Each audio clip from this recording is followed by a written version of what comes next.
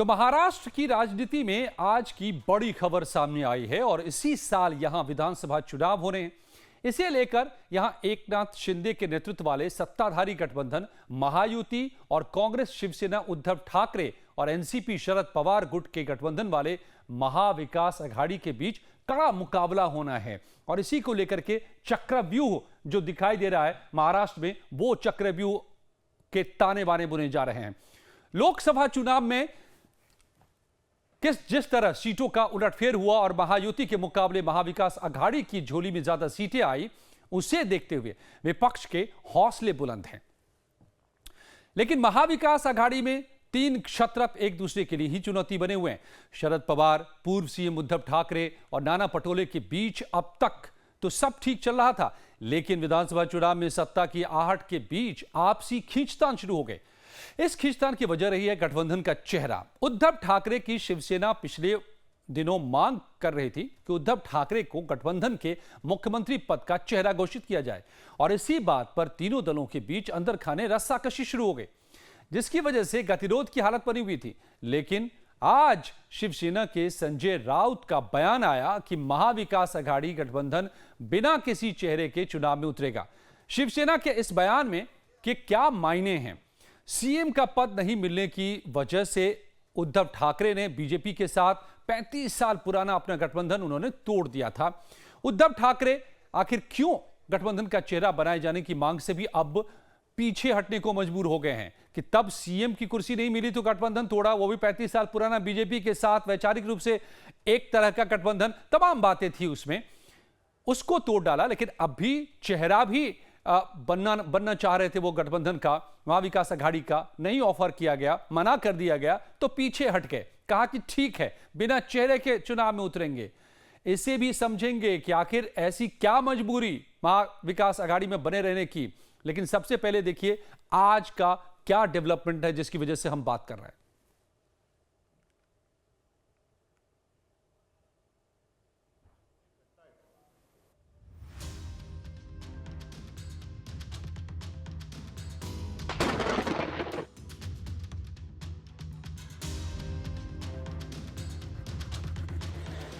महाराष्ट्र में इस साल होने वाले विधानसभा चुनाव में मुकाबला काफी दिलचस्प होने वाला है।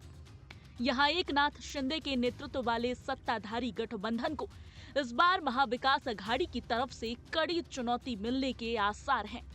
लेकिन एक दूसरे से टक्कर लेने से पहले दोनों ही दलों में आपसी सामंजस्य एक बड़ी चुनौती है। एक तरफ महायुति में सीटों पर बंटवारे को लेकर पेच फंसा हुआ है, तो उधर महाविकास अघाड़ी में सीएम कैंडिडेट को लेकर तस्वीर साफ नहीं हो पा रही। महाविकास अघाड़ी में तीन क्षत्रप एक दूसरे के लिए ही चुनौती बने हुए हैं, जो हैं शरद पवार, पूर्व सीएम उद्धव ठाकरे और नाना पटोले। इस बीच महाराष्ट्र विधानसभा चुनाव को लेकर शिवसेना उद्धव ठाकरे गुट की तरफ से बड़ा बयान सामने आया है। पार्टी के प्रवक्ता संजय राउत ने कहा है कि महाविकास अघाड़ी महाराष्ट्र विधानसभा चुनावों में मुख्यमंत्री के बिना चेहरे के उतरेगी। जनता के मन में जो चेहरा है, जनता उसको ही मुख्यमंत्री बनाएगी। बात ऐसी है, पवार साहब की बात 100% ठीक है। तीन पार्टी की सरकार है, महाविकास अघाड़ी है, कौन कितनी सीटें जीतता है बाद में तय किया जाएगा, लेकिन हमको बहुमत मिल रहा है महाविकास अघाड़ी को और हमारा सबसे पहला काम है ये भ्रष्ट सरकार को हटाना और मुख्यमंत्री के बारे में कभी भी चर्चा। संजय राउत का ये बयान इसलिए भी अहम माना जा रहा है क्योंकि ये उद्धव ठाकरे के उस बयान से बिल्कुल उलट है जिसमें उन्होंने सीएम पद के चेहरे की घोषणा करने पर जोर दिया था। सोर्सेस के मुताबिक पिछले महीने मुंबई में महाविकास अघाड़ी की बैठक में उद्धव ठाकरे ने कहा था कि हम वैसे गठबंधन में फिर से नहीं रहना चाहते जहां जिसकी संख्या ज्यादा उसका सीएम की पॉलिसी के कारण लोग एक दूसरे की सीट को कम करने का काम करें। वहीं सीएम कैंडिडेट को लेकर एनसीपी नेता शरद पवार ने भी कहा है कि महाविकास अघाड़ी की ओर से मुख्यमंत्री पद के नाम का ऐलान किए जाने की कोई जरूरत नहीं है। गठबंधन सामूहिक नेतृत्व में चुनाव लड़ेगा।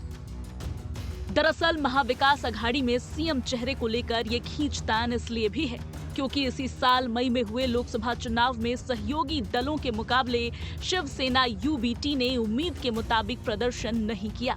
और कांग्रेस ने उम्मीद से बेहतर प्रदर्शन किया था। ऐसे में सवाल उठ रहा है कि इनमें से किसके चेहरे पर इस बार महाविकास अघाड़ी वोट मांगने जाएगी। विपक्षी एमवीए का सत्तारूढ़ महायुति से मुकाबला है। महायुति में बीजेपी, एकनाथ शिंदे की शिवसेना और अजीत पवार की एनसीपी शामिल है। महायुति में सीएम चेहरे को लेकर सस्पेंस है। महाराष्ट्र सरकार का कार्यकाल 26 नवंबर को समाप्त होने जा रहा है और संभावना है कि इस साल के अंत में राज्य महाराष्ट्र की सभी 288 सीटों पर चुनाव कराए जा सकते हैं। Bureau report, live times. तो अब जरा अंदाजा लगाइए कि पिछले विधानसभा चुनाव में जो 2019 में महाराष्ट्र में हुआ था, उसमें शिवसेना से यानी उद्धव ठाकरे से करीब करीब दुगुनी सीट बीजेपी के पास थी। लेकिन उद्धव ठाकरे अड़ गए कि हमें सीएम बनाइए। लंबे समय तक, 1-1.5 महीने तक ये चलता रहा था दोनों पार्टी के बीच में खींचतान का सिलसिला, और आखिरकार गठबंधन टूट गया। इसी बात पर उद्धव ठाकरे ने गठबंधन को तोड़ डाला। 35 साल ये पुराना गठबंधन था। वैचारिक तौर पर एक तरह की समानता थी। बाला साहब ठाकरे के जमाने से यह गठबंधन चला रहा था, लेकिन सिर्फ इस बात से कि सीएम हमें नहीं बनाएंगे तो हम गठबंधन में नहीं रहेंगे, और उन्होंने गठबंधन तोड़ दिया था और फिर रुख कर लिया था विपक्षी दलों का।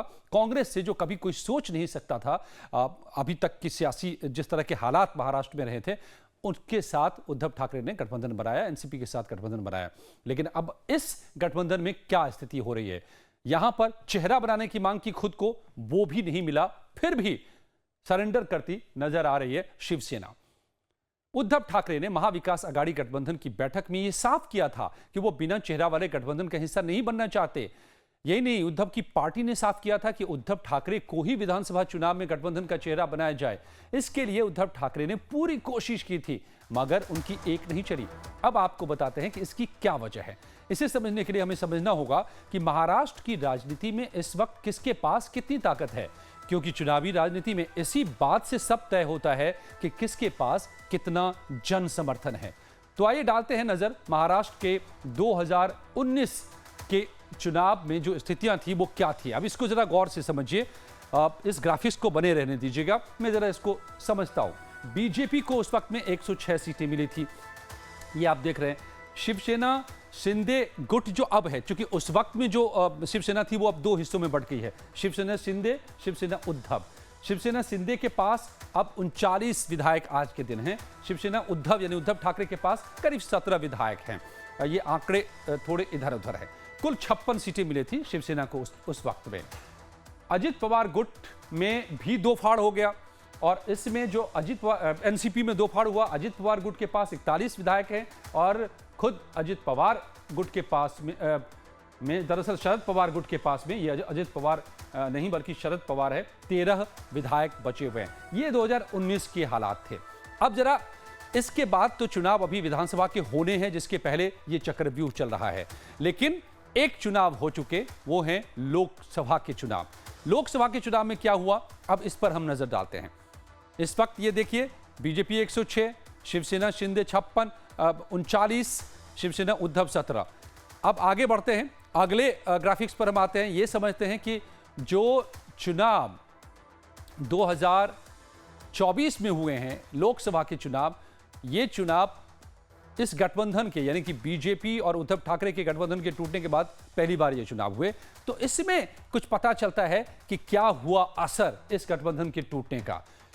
अब यहां देखिए, कांग्रेस को 13 सीटें मिली, बीजेपी को 9 सीटें मिली, शिवसेना उद्धव ठाकरे गुट को 9 सीटें मिली, एनसीपी शरद पवार गुट को 8 सीटें मिली, शिवसेना शिंदे गुट को 7 सीटें मिली, एनसीपी अजीत पवार गुट को 1 और एक इंडिपेंडेंट को सीट मिली। अब कांग्रेस सबसे बड़ी पार्टी बनकर यहां पर उभरी है, तो कांग्रेस भला उद्धव ठाकरे की क्यों सुनने जा रही है, जिनके पास सिर्फ 9 सीटें इस लोकसभा चुनाव में मिले हैं 2024 में, जो अभी हाल में लोकसभा चुनाव हुए। तो जाहिर है कि यहां कांग्रेस अब जो तय करेगी वही होगा, क्योंकि सबसे बड़ी पार्टी है।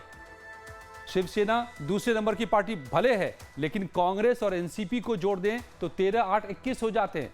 तो ये दोनों मिलकर अब तय कर रहे हैं। ये 3 पार्टियां हैं इस वक्त महाविकास अघाड़ी में, कांग्रेस, शिवसेना उद्धव और एनसीपी शरद पवार गुट।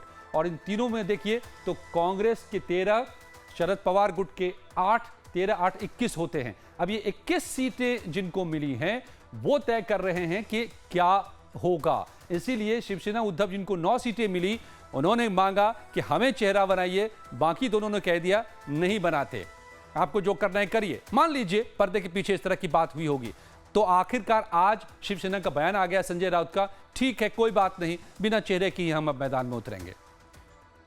अब ये जो लोकसभा चुनाव 2024 है, इसमें सबसे अहम ये है कि ये पहला चुनाव था बंटवारे के बाद, कहें कि गठबंधन टूटने के बाद या उलटफेर के बाद। इसमें किसका कितना नुकसान हुआ या फायदा हुआ, इसको समझिए। शिवसेना, बीजेपी शिवसेना टूट से लोकसभा में इन दोनों पार्टियों को क्या हुआ। 2019 में 18 सीटें थी बीजेपी के पास, जो घटकर 7 सीटें हो गई 2024 में, बड़ा नुकसान हुआ। इधर 23 सीटें थी 2019 में शिवसेना के पास, जो घटकर 9 सीटें हो गई। अब ये दोनों ही पार्टियां नुकसान में हैं गठबंधन टूटने से। देखिए सीटें काफी कम दोनों की हो गई, लेकिन यहां तो जिद है और जो झगड़ा हुआ वो झगड़ा है। उस झगड़े की वजह से ये दोनों तो अभी तक साथ आने की कोई सूरत नजर नहीं आ रही है। अब इस सूरत में नुकसान में होने के बावजूद दोनों ही पार्टियां, बीजेपी ने तो राह पकड़ ली, आपने देख लिया एकनाथ शिंदे गुट के साथ हो लिए, अजित पवार भी साथ में आ गए, तो वो इन तीनों को लेकर साथ आगे बढ़ रहे हैं। लेकिन उद्धव ठाकरे के लिए अब महाविकास अघाड़ी में सिवाय इसके कि वो कांग्रेस की माने, एनसीपी शरद गुट की माने, उनकी एक भी नहीं चल रही, क्योंकि उनके लिए अब और कोई रास्ता बचा नहीं है। अगर वो इस से भी बाहर जाते हैं तो अकेले क्या कर लेंगे। उनको पता है उद्धव ठाकरे को कि अगर महाराष्ट्र में रहना है, राजनीति करनी है, जमीन बचाए रखनी है, तो किसी न किसी गठबंधन का हिस्सा बनना पड़ेगा। बीजेपी के साथ अब कोई जगह नहीं बची, तो फिर महाविकास अघाड़ी में है, तो वहां पर जो भी शर्त हो उसे उनके लिए मानने की मजबूरी है, वरना अगर इससे भी बाहर हुए तो फिर कहीं का नहीं रहेंगे। तो ये है इस वक्त तक महाराष्ट्र की सूरत आने वाले विधानसभा चुनाव में, कि जो उद्धव ठाकरे 35 साल पुराने गठबंधन को इसलिए ठुकराते हैं कि उनको सीएम का पद नहीं मिलता, वो अब चेहरा भी मांग रहे हैं कि हमें चेहरा बना दो, वो भी नहीं मिल रहा। फिर भी वो कह रहे हैं कि ठीक है कोई बात नहीं, जनता तय करेगी, हम महाविकास में बने रहेंगे।